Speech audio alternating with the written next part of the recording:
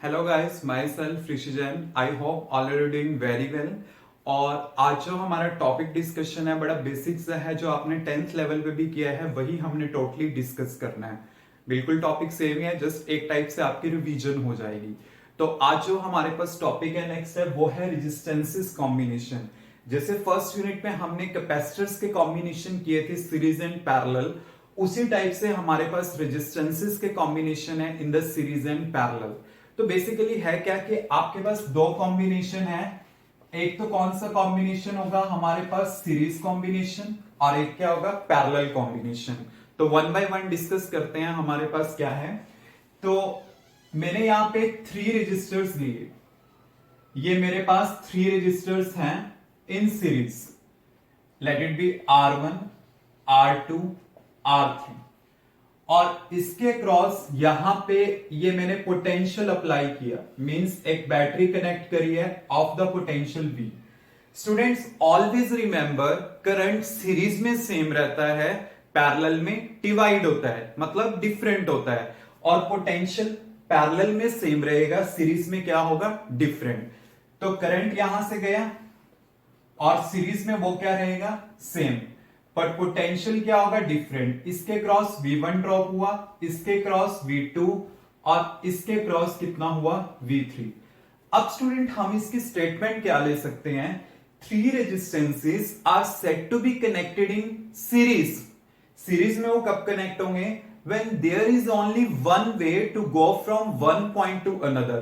मतलब एक पॉइंट से दूसरे पॉइंट तक जाने के लिए अगर आपके पास एक ही वे है, एक ही पाथ है, देन वो मेरे पास क्या होगा, सीरीज कॉम्बिनेशन होगा।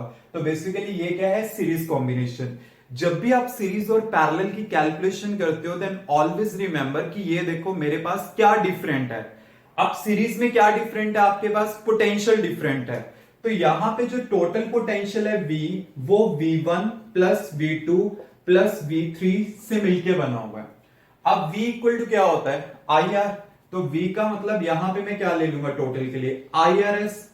इसका मैंने ले लिया IR1, और इसका लिया IR2, और इसका मैंने लिया IR3 according to Ohm's law. I तो सेम ही रहेगा बिकॉज सीरीज कॉम्बिनेशन है, और RS है total resistance for the series combination. तो मेरे पास ये आ गया। अब मैं क्या करूंगा, यहां से I कॉमन ले लूंगा, R1 plus R2 plus R3, और यहां पे क्या होगा, I into RS। I will be cancel out, so you will get RS equal to R1 plus R2 plus R3। ये टोटल रेजिस्टेंस आएगा। मतलब क्या है कि अगर रेजिस्टर सीरीज में कनेक्ट होते हैं तो उनका टोटल रेजिस्टेंस क्या होता है, सिंपल हमने क्या करना है, उन सबका अलजेब्रिक सम लेना है। लाइक जैसे मान लो 4 है, 5 है, then you can take R1 plus R2 plus R3 plus R4 plus R5। इस टाइप से आप कर सकते हो, n है अप टू सो n तक आप जा सकते हो। तो ये होगा मेरे पास सीरीज कॉम्बिनेशंस के लिए result. Now next is parallel. What we have to do for the parallel combination. तो मैं नेक्स्ट यहां पे कंसीडर कर रहा हूं पैरेलल कॉम्बिनेशन। अब मैंने क्या करना है, यहां पे 3 रजिस्टर्स लेने हैं इन the parallel combination, like this.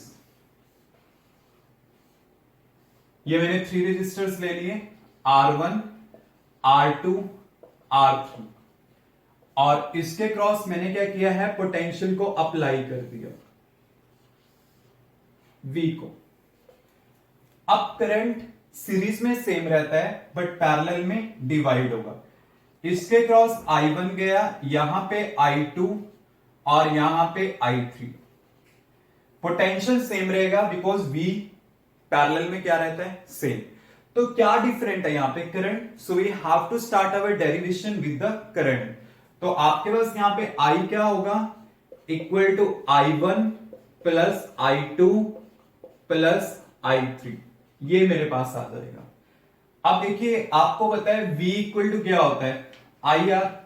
So I equal to क्या होगा, V बाय R, ये आएगा।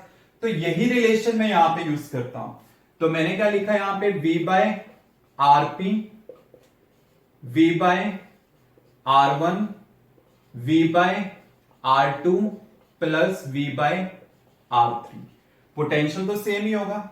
Now we will take the V is common, 1 upon R1 plus 1 upon R2 plus 1 upon R3, और यहां पे आ गया V upon RP। V will be cancel out, तो आपके पास क्या आ जाएगा, 1 upon RP equal to 1 upon R1 plus 1 upon R2 plus 1 upon R3। तो यहां पे टोटल रेजिस्टेंस ही आएगा। ऐसे मान लो 4 है 5 है तो क्या आएगा, 1 upon R1 plus 1 upon R2 plus 1 upon R3 plus 1 upon R4 plus 1 upon R5 up to, so आप n तक भी यहां पे जा सकते हो। तो ये था हमारे पास resistance in the parallel combination के। अगर और आपने अगर इसकी स्टेटमेंट लेनी है तो आप कैसे करोगे कि 3 resistors are said to be connected in parallel if there are more than one way, कि अगर एक से ज्यादा वे हो।